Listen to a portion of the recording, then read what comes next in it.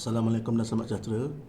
Terlebih dahulu saya ingin mengucapkan tahniah dan syabas kepada para pelajar semua kerana telah terpilih untuk menyambung pengajian di Pusat Asasi Universiti Tok Haji Mara, Cawangan Selangor, kampus Dengkil.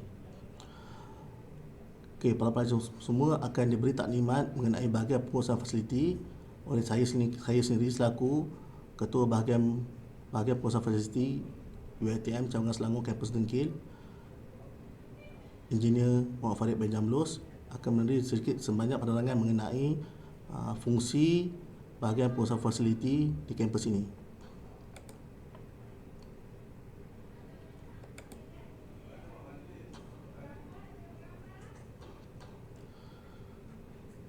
Okey, seperti di paparan skrin, beginilah landscape kampus UiTM Cawangan Selangor, kampus Dengkil, di mana pembangunan keseluruhan adalah seluas 19.02 hektar yang lokasinya berdekatan dengan Putrajaya dan Cyberjaya.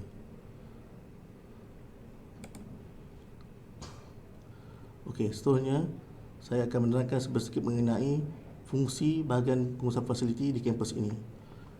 Terlebih dahulu, saya ingin menerangkan kepada pelajar semua bahawa pembangunan di kampus Dengkil ini adalah secara private financial initiative, di mana pembangunannya telah dirancang dan dibangunkan oleh pihak konsesi yang dilantik oleh pihak kerajaan, di mana konsesi tersebut di kampus Dengkil adalah syarikat KAS Engineering Sdn Bhd. Jadi fungsi bahagian pengurusan fasiliti di kampus ini adalah untuk dalam memastikan penyelenggaraan infrastruktur dan bangunan berada dalam keadaan baik, dan juga termasuk dalam pengurusan utiliti kampus, di mana dari segi penggunaan elektrik dan air, pengurusan logistik yang berkaitan, dan juga memastikan kebenaran fizikal dan infrastruktur dalam kampus selamat dan kondusif untuk digunakan oleh para pelajar dan juga staf-staf kampus.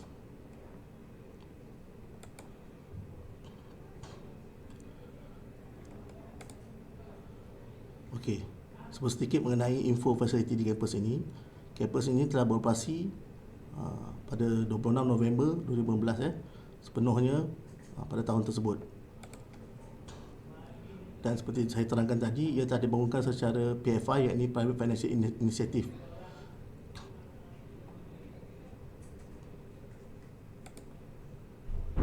Dan syarikat yang akan menjalankan operasi fasiliti dan memastikan keadaan fasiliti dan infrastruktur di kampus ini berada keadaan terbaik adalah KAS Engineering Sdn Bhd.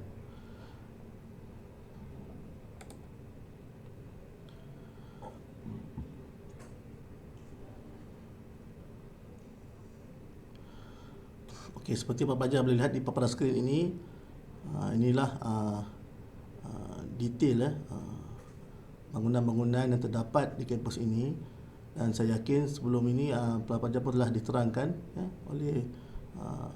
oleh slide-slide sebelum ini. Jadi saya hanya ingin menerangkan di mana kedudukan pejabat pengurusan fasiliti.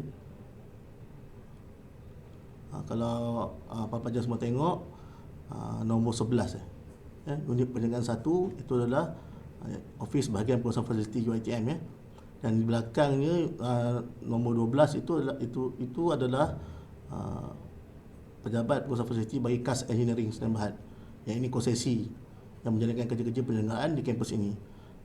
Jadi bila adik-adik dan para pelajar semua ingin mempunyai masalah berhubungan dengan pengurusan fasiliti di kampus dan infrastruktur, boleh datang sendiri ke pejabat bahagian pengurusan fasiliti yang kedudukannya di nombor 11, ataupun boleh terus saja ke bahagian pengurusan fasiliti bagi pihak konsesi yang kedudukannya di nombor 12.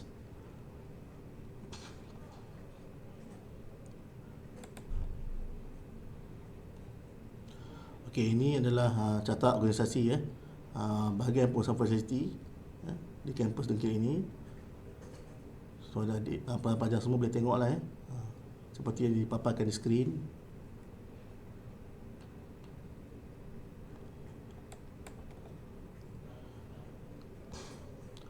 Okey, inilah perkara yang dilarang untuk para pelajar lakukan di kampus ini.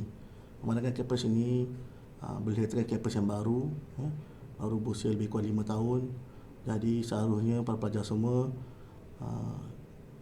mengambil berat dan mengambil sikap tanggungjawab terhadap prasarana yang telah disediakan di dalam kampus ini. Kerana prasarana ini juga akan digunakan oleh para pelajar yang akan datang. Mungkin adik-adik para pelajar semua akan gunakan di kampus ini juga. Jadi adik-adik semua, para pelajar semua kena bertanggungjawab ke atas kesemua prasarana yang terdapat di kampus ini. Okey, antara perkara-perkara dilarang adalah vandalism. Vandalism ni banyak kerap berlaku di kawasan kampus. Jadi adik-adik ditegah untuk merosakkan barang-barang. Contohnya merosakkan cermin tingkap, kerusi, meja dan segala peralatan-peralatan yang ada di kampus ni adalah dilarang.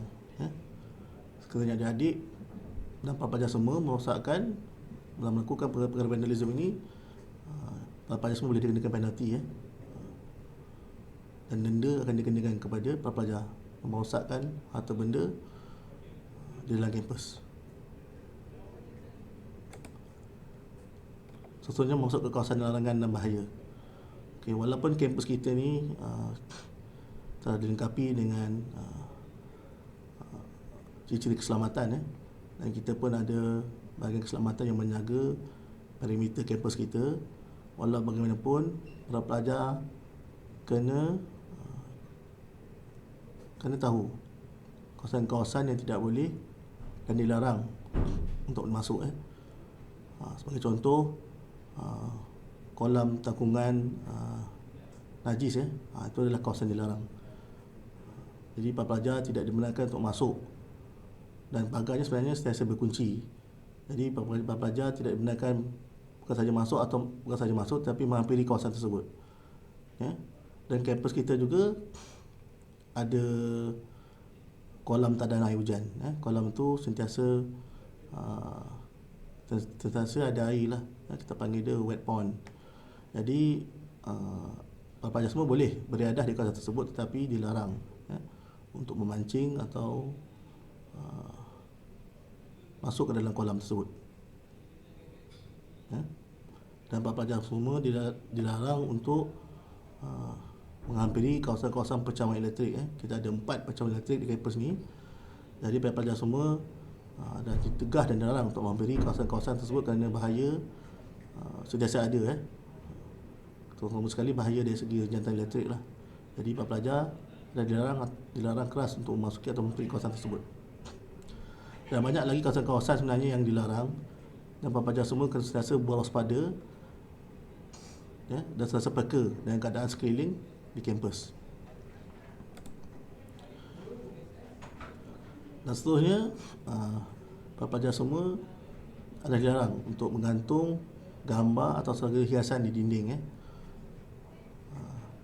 Maksudnya di kolej masing-masing lah. Jadi ada dilarang untuk menggantung gambar dan hiasan pada dinding. Dan juga para pelajar semua ada dilarang untuk membuat penyesuaian ruang tanpa kebenaran. Sekiranya para pelajar punya idea atau untuk mengubah satu ruang, hendaklah memohon permohonan kepada bahagian pusat fasiliti untuk dibuat penilaian.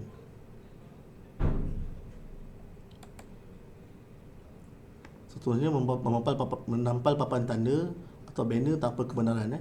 Jadi kalau para pelajar semua mempunyai urusan untuk menampal banner, hendaklah membuat permohonan di bahagian pengurusan fasiliti. Tetapi terlebih dahulu hendaklah mendapat kebenaran daripada pensyarah ataupun koordinator yang mengelolakan program tersebut. Dan seterusnya perlu dimajukan kepada bahagian pengurusan fasiliti untuk tindakan seterusnya.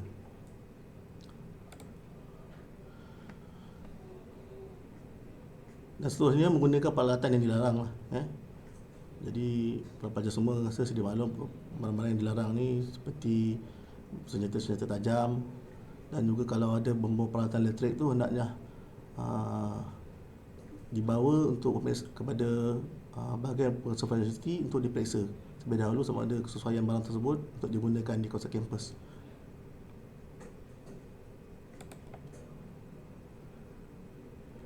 Okey, seterusnya saya akan tunjuk sedikit salah laku berkaitan fasiliti di kampus inilah. Okey, kalau adik-adik semua, para pelajar semua boleh lihat, contohnya tombol pintu. Ini masalah ni kerap berlaku, terutama sekali di kolej kediaman lah. Para pelajar ni bila tak boleh nak buka pintu, dia tendang pintu dan pintu akan pecah. Jadi ini akan menyebabkan pintu tu rosak dan tidak boleh digunakan. Jadi para pelajar bila berhadapan dengan situasi begini, sebagai contoh terkunci atau kunci tertinggal atau hilang, diminta untuk melaporkan segera ke pejabat kolej kediaman atau boleh terus kepada bahagian pengusaha fasiliti untuk dibuat tindakan. Para pelajar semua dilarang untuk ambil tindakan sendiri seperti yang tertera di gambar adalah seperti tendang atau menumbuk pintu untuk masuk. Jadi saya minta para pelajar semua berhubung dengan bahagian pengusaha fasiliti. So dalam gambar ni ada juga cermin yang pecah. So ini semua dilarang.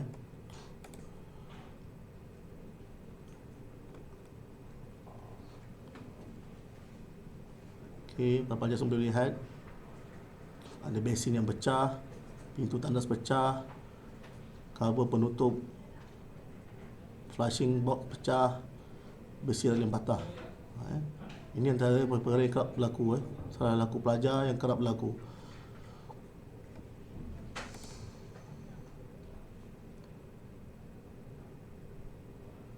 Ini kebanyakannya bila para pelajar hampir tamat belajar, jadi tak indah kan, dari kebersihan dan kekemasan ruang tempat tinggal. Jadi minta para pelajar semua hendaklah memastikan bilik dalam keadaan bersih. Pastikan bilik dengan bersih, mengemas bilik-bilik semua sebelum meninggalkan, seperti untuk pergi ke kuliah, dan hendaklah dipastikan bilik-bilik dalam keadaan kemas. Dan jangan juga mengambil apa-apa yang dilarang. Contoh kalau tak dalam gambar tu ada amalan bahaya tu, so macam mana boleh ada dalam bilik? Jadi jangan sesekali mengambil barang tersebut dan dibawa pulang ke bilik. Sebenarnya itu adalah untuk keselamatan. Macam papan tanda tu kita gunakan untuk bila menjalankan perjalanan lift. Jadi kita guna papan tanda tersebut. Jadi saya minta para pelajar semua jangan salah gunakan kemudahan ini. Okey. Seterusnya mengenai ada kerosakan, kita banyak channel untuk para pelajar semua salurkan aduan seperti yang tertera lah. Jadi minta adik semua ni simpan ni nombor yang kita paparkan ni untuk kemudahan adik nanti apabila berada di kampus nanti. Jadi kita tak ada masalah untuk buat ada kerosakan ni. Kita banyak saluran, boleh gunakan e-aduan, SMS, kita boleh gunakan telefon hotline, kita ada WhatsApp, kita ada talian hotline kita, dan para pelajar semua boleh datang sendiri ke kaunter pejabat fasiliti dan konsesi.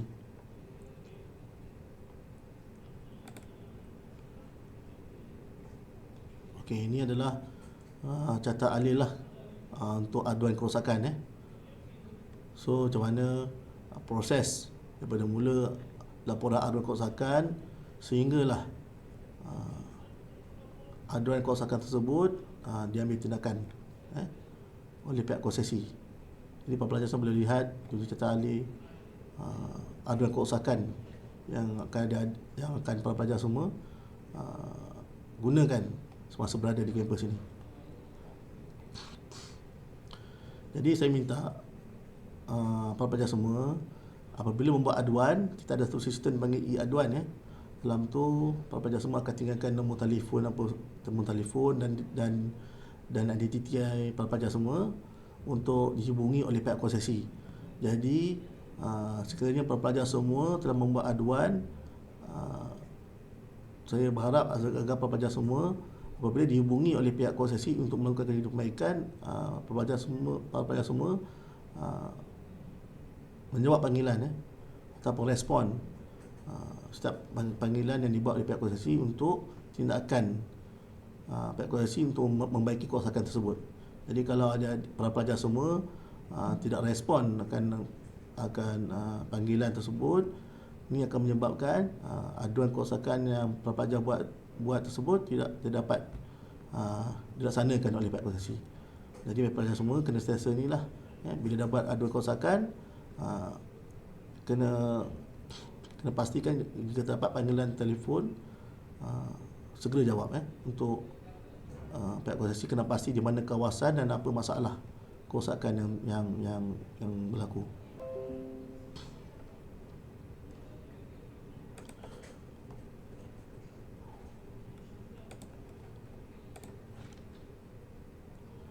Okey, ini yang saya nyatakan tadi apabila pelajar semua berada di kampus, pelajar semua akan didaftarkan dalam sistem e-aduan facility.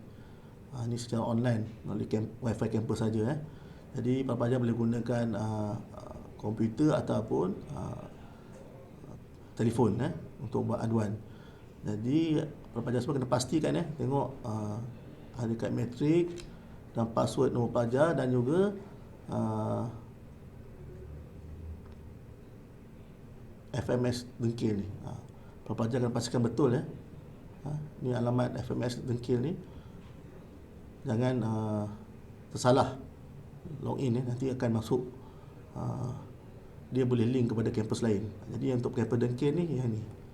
So pelajar semua kena ambil maklum ini dia punya address link dia. Jadi bila pelajar semua buka jadi ada facility akan di desktop tu akan ditunjukkan seperti paparan begini. Jadi pelajar tekan kepada pelajar lah. So masukkan nombor matrik dan juga password kita guna nombor telefon. Jadi pelajar semua boleh pilih lah apa jenis kerosakan dan aduan yang dia dalam sistem ni dia ada ditunjukkan detail. Maksudnya kalau aduan mengenai lampu, contoh kalau lampu bilik terbakar contoh, jadi dia ada link dia adalah kerosakan elektrik. Tapi kalau pelajar semua saya minta untuk ikut satu persatu bagaimana cara untuk mengisi aduan ni. Melainkan kalau pelajar tidak pasti, ada satu kolom yang pelajar semua boleh menulis dalam tu apa yang kerosakan dia berlaku. Kita terima juga. So tak ada masalah.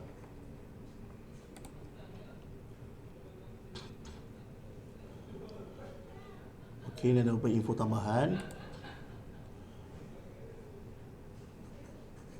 Okey, dalam ni contoh kalau pelajar semua terperangkap dalam lift. Dalam lift juga kita ada sediakan beberapa info untuk pelajar semua hubungi jika terdapat berlaku pelajar semua terperangkap dalam lift, so ada dipaparkan di dalam lift tersebut dan juga di lobby lift pun ada kita paparkan nombor-nombor yang untuk pelajar hubungi ketika kecemasan.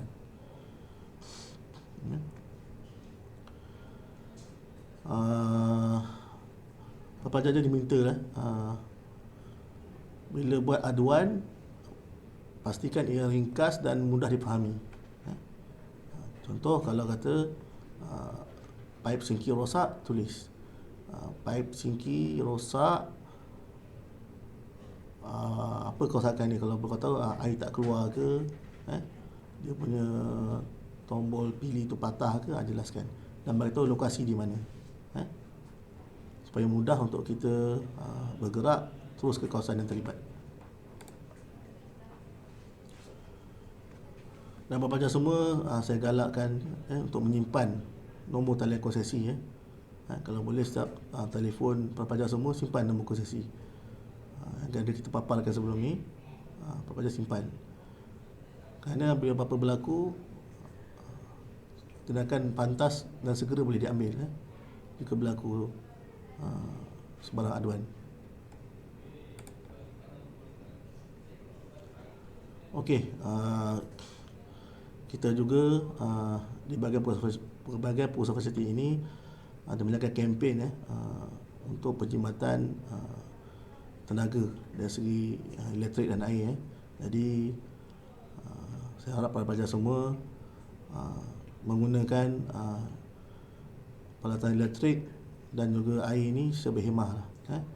Kalau boleh kita jimat sebelum pergi kelas, pastikan lampu kipas bilik dipadamkan, dan juga bilik air di kawasan bilik air atau besin ditutup.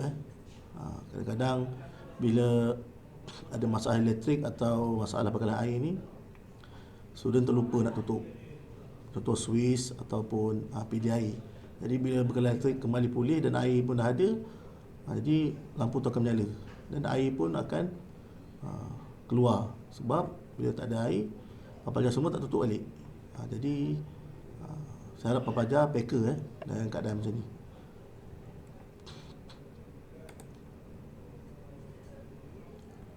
Ni pun rentetan daripada slide saya sebelum ni lah.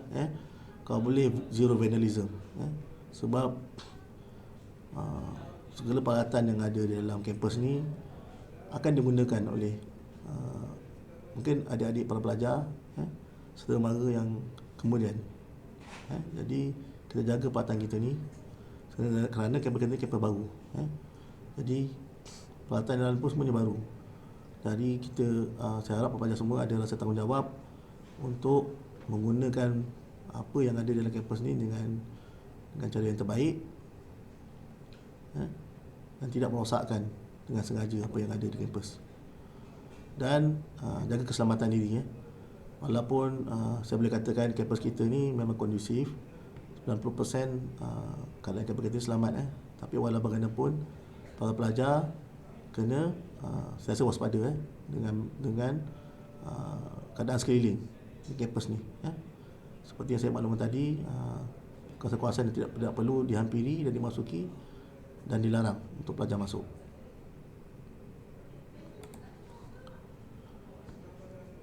Okey, itu saja penerangan dan taklimat mengenai bahagian pengurusan fasiliti.